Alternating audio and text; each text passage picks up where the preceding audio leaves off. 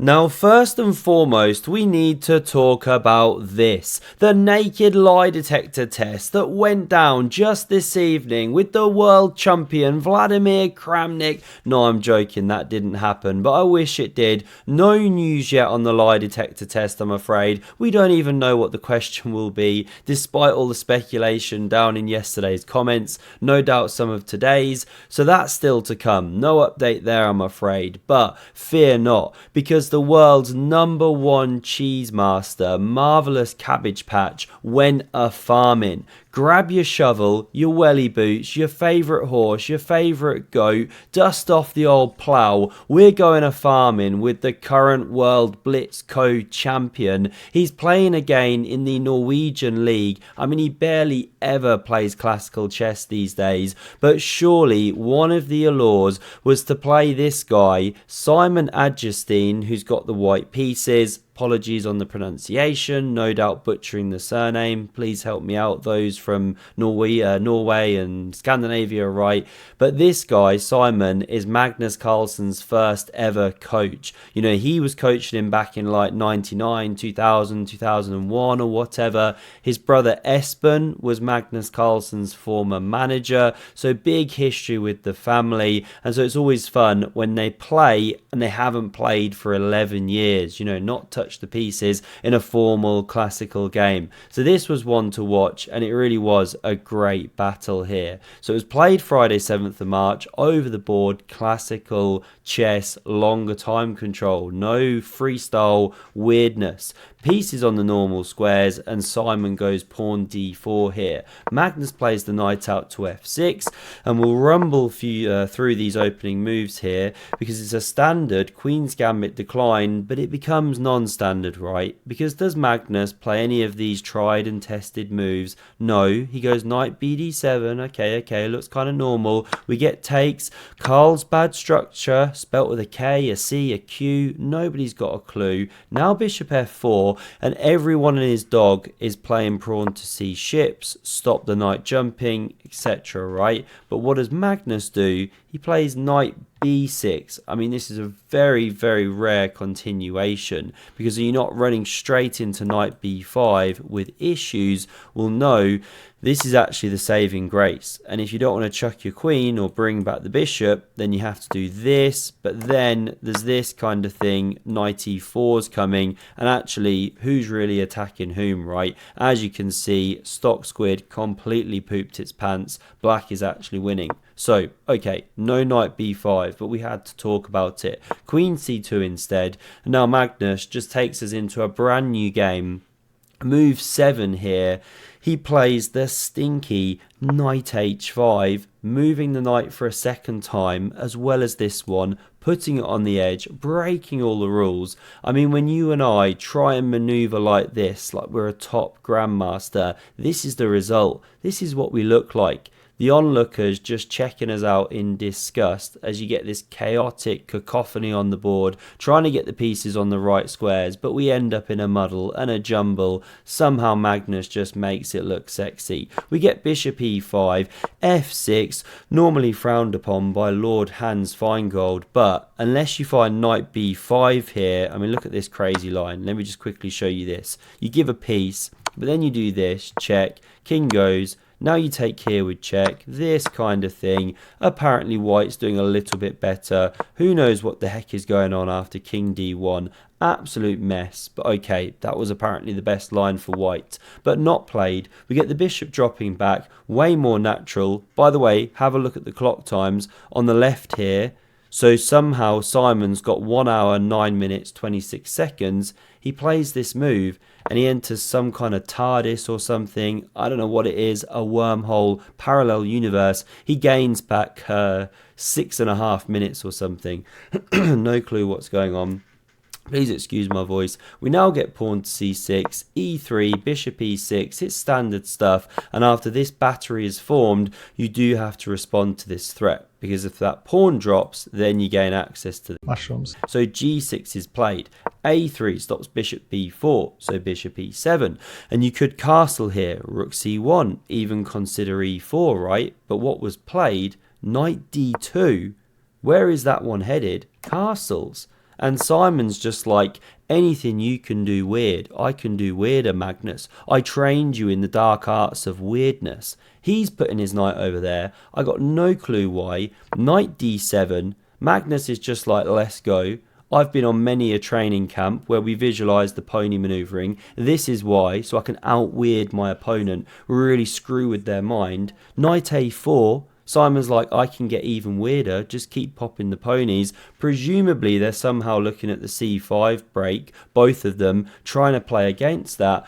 And Magnus now decides to take on g3. H recaptures, you're advised to take towards the centre, plus you open the rook. And taking on g6, now a big threat. Imagine the queen invading, you're toast. So bishop f7 must be played to cover. g4, a5, because obviously, bro. And now a seahorse is spawned, hits the pawn here, and it's calmly defended.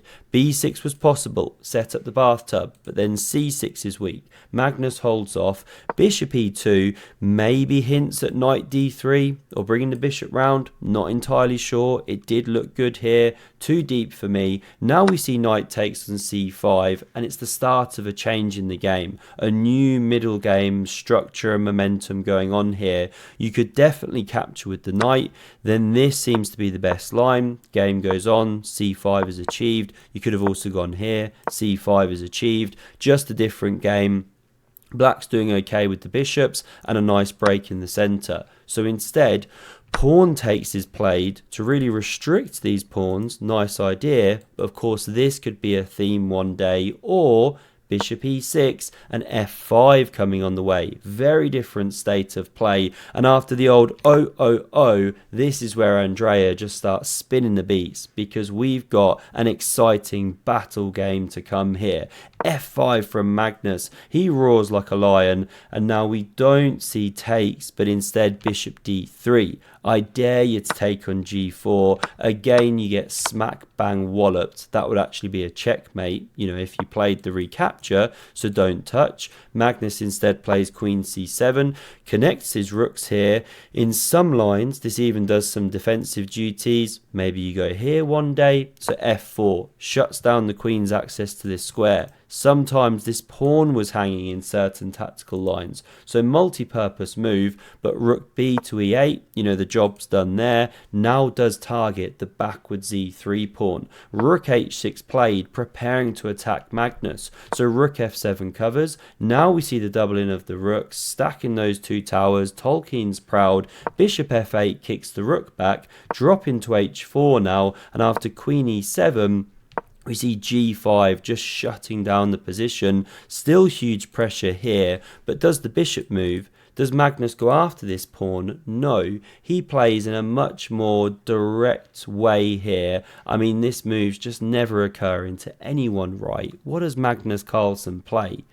He goes for the absolutely epic pawn to d4, and Vladimir Kramnik's just had enough. I mean, d4 move, it just wouldn't even cross my mind. One move, clear indicator to me, so everything is very clear to me about this game. I report, I block, and report. So the pawn is gladly captured. What's the point? Well, it's positional in its nature that you've opened up the bishop. Even if you weren't winning back the pawn, there are still some really key points to opening the board. But also, you can simply sidestep with the queen, attack the pawn, and how do you actually hold on to it? Knight can't defend, rooks can't, bishop can't. You could do this, but then simply this. It's dropping off the board. So instead, we see g4 played, saying take the central pawn. I want to rip open your king. And again, you're well advised not to take on g4 or the bishop crashes through. So Magnus takes on d4 here. And after takes on g5, we've got to ask the question, why not play bishop takes? Most natural move in the world. Bishop takes. Rook takes, looks very harmonious, pawns dropping. Well, you were defending, now you get here. Take on me, you're crashing through to the king. So in this position, you'd have to go with the pawn anyway. So Magnus goes, all right, well, I'm going to go with the pawn straight away. Keep these bishops on the board, because actually mine is way more dangerous in the attack. Yours is a bit clumsy here, and this move, rook d1 trying to defend, but then attacked once more after check, and rook d8 highlights the problem of this light squared bishop. It's just running short of good squares. I mean, say you tried bishop e2, right? It's still covered, this is covered, you're okay. No, you're not, because then you run into this rude awakening supported by the queen. Ouchie, ouchie. That is dead in the water. So we don't see bishop e2. We see rook h to h1, reconnecting those bad boys. But now Magnus stacks up the whopper burger, hits that piece in the center. What to do? What to do? Well, Simon comes up with the best move. Rook d to e1 here, hits the queen, does give up the bishop, but it was a complete pain, right? No longer really a bishop, absolutely demoted to, like, what's the bottom of the clergy in the church or whatever. I don't know, some terrible position, mopping the floors or something. And now after rook takes on e6, we see queen takes on c2 check, king recaptures, rook d4 hits the knight, hits the pawn, and this is the sting at the end of the tail, because you come in here, protect that springer on the edge that's an absolute loser, needs to reassess its life, but Magnus takes this huge pawn. Base of the chain, and now the f pawn Freddy could be running. We get g6, nice little randomizer, you know, please take, activate my rook, but Magnus doesn't do it.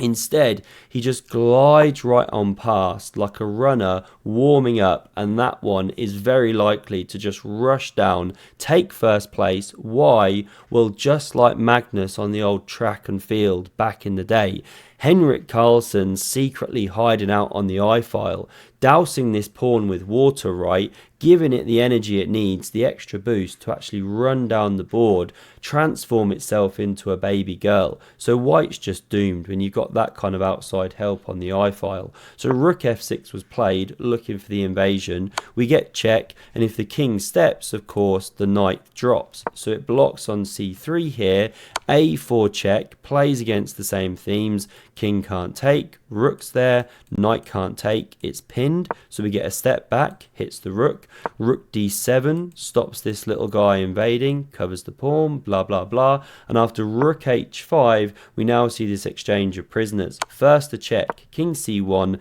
takes on c5, this one does drop, now check, king b1, pair of rooks leave the board, and king g7. The writing's on the wall, the endgame magician going to work, all his fans are bleating, rooks hit, jumps to f3, hits the bishop, and how about this? The Pope is born, an absolute monster, wooden shield in the centre of the board, and here we see resignation from Simon Adjustine. Why? Well, this stinky knight is way back on the square it was just on, completely dominated, can't move. The h-pawn's running down the board, right, escorted by the king, and this rook's going to simply slide in behind, push it. You know, there's really not much to say. I reckon even you or I could mess up this endgame. Hope you enjoyed this one. Do smash subscribe if you're looking for that juicy lie detector stuff coming soon. And there's a new BBC series coming tomorrow. You know, that's British Broadcasting Corporation here in the UK. It's a chess thing like Great British Bake Off. So I might live stream that, watch along, maybe do some recap stuff. I'm not sure. But chess is coming to UK television for the first time in, like, I don't know, 30 years or something crazy. So that's pretty exciting. Thanks a lot for watching, and have a look at the video on screen if you want some more epic chess. Cheers.